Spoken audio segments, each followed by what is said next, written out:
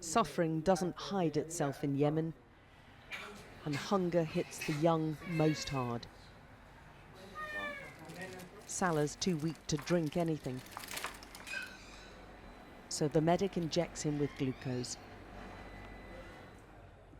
It's enough to revive him a little and gives him just enough energy to protest at the pain.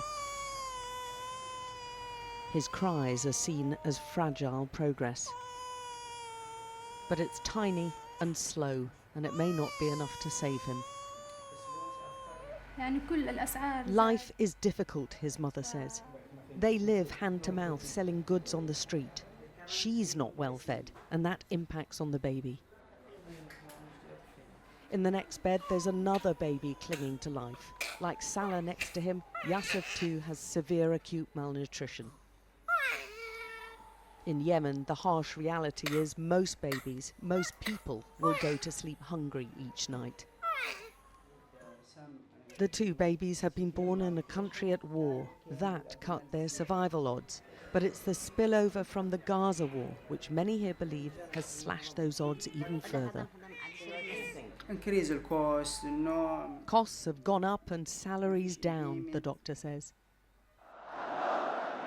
The hardline Houthi militants who control the north of Yemen have seen a surge in popularity since they dragged the country into the Gaza war.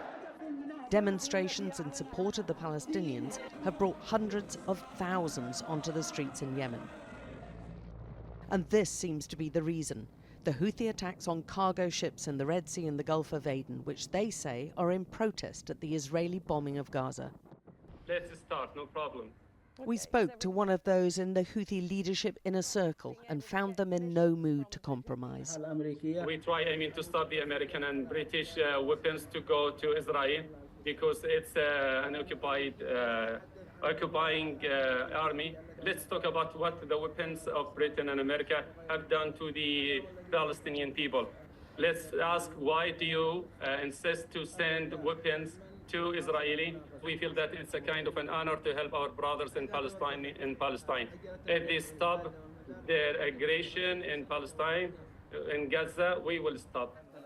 Their disruption to maritime trade has meant imports are more expensive, and Yemenis who are almost entirely reliant on aid have seen food prices soar. Now that crucial aid could dwindle further after America designated the Houthis a terrorist outfit because of their attacks on shipping routes. Certainly on the ground, this British charity told us life has got a lot harder for those who are already suffering. What the situation before has now been exacerbated even more. Even more people are food insecure, even more people are water insecure. And it's going to take more than international INGOs to kind of plug the gaps of what's happening here. 9 years of civil war has already devastated Yemen and left millions living in miserable conditions for which there seems no end. The people are all suffering, this man tells us. They live from day to day, some begging, selling scrap or borrowing money, but it's very difficult. The level of poverty here is absolutely extreme. There's just shacks and bits of material, corrugated iron and wood just stacked up everywhere to make homes for these people. Their lives are extraordinarily hard, and yet they're saying now it's even harder. Almost half of Yemen's population has no access to clean water, and the spiralling conditions here since the Gaza bombings has led to more disease. Emergency tents have been erected in Aden to cope with a fresh outbreak of cholera.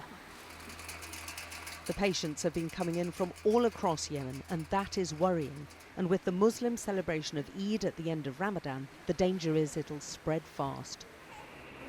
The lack of money throughout the country and the deteriorating infrastructure means Yemen is at its least able to cope right now. We have divided country first. We have these problems, inflation. We have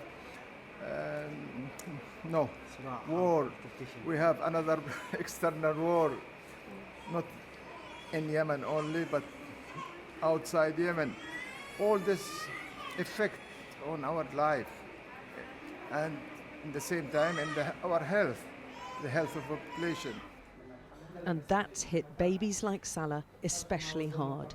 every day of his 5 months has been spent trying to survive the legacy of Yemen's war. He may not have the strength in him to fight the effects of another. Alex Crawford, Sky News, Yemen.